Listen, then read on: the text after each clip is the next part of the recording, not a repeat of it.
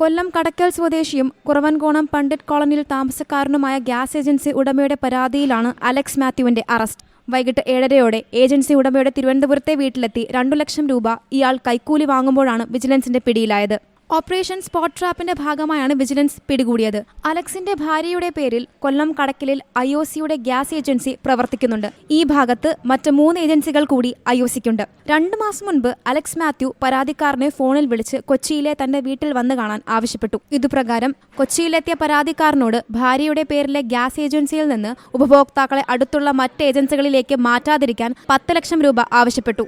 പരാതിക്കാരൻ തുക നൽകാൻ സാധിക്കില്ലെന്ന് പറഞ്ഞു മടങ്ങി. ഇതിന് പിന്നാലെ പരാതിക്കാരന്റെ ഭാര്യയുടെ പേരിലെ ഗ്യാസ് ഏജൻസിയിൽ നിന്ന് 1200ഓളം കണക്ഷൻ അലക്സ് മാത്യു മാറ്റി അടുത്തുള്ള ഏജൻസിക്ക് നൽകി. തുടർന്ന് മാർച്ച് 15 രാവിലെ അലക്സ് മാത്യു പരാതിക്കാരന്റെ ഫോണിൽ വിളിച്ച് താൻ തിരുവനന്തപുരത്ത് ഉണ്ടാകുമെന്നും പറഞ്ഞ് തുക അവിടെ വച്ച് നൽകിയില്ലെങ്കിൽ കൂടുതൽ ഉപഭോക്താക്കളെ മറ്റ് ഏജൻസികളിലേക്ക് മാറ്റുമെന്നും ഭീഷണിപ്പെടുത്തുകയായിരുന്നു.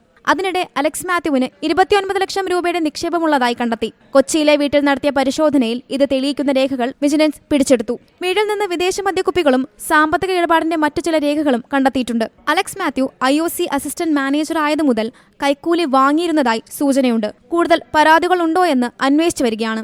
കൊച്ചിയിലെ IOC ഓഫീസിലും വിജിലൻസ് സംഘം ഇന്നലെ രാത്രി പരിശോധന നടത്തിയിരുന്നു.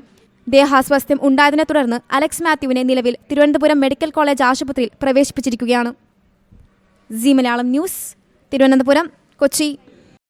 ഏറ്റവും പുതിയ വാർത്തകളും വിശേഷങ്ങളും വിരൽ തുമ്പിലറിയാൻ സി മലയാളം ന്യൂസ് എല്ലാ ഡിജിറ്റൽ പ്ലാറ്റ്ഫോമുകളിലും ലഭ്യം.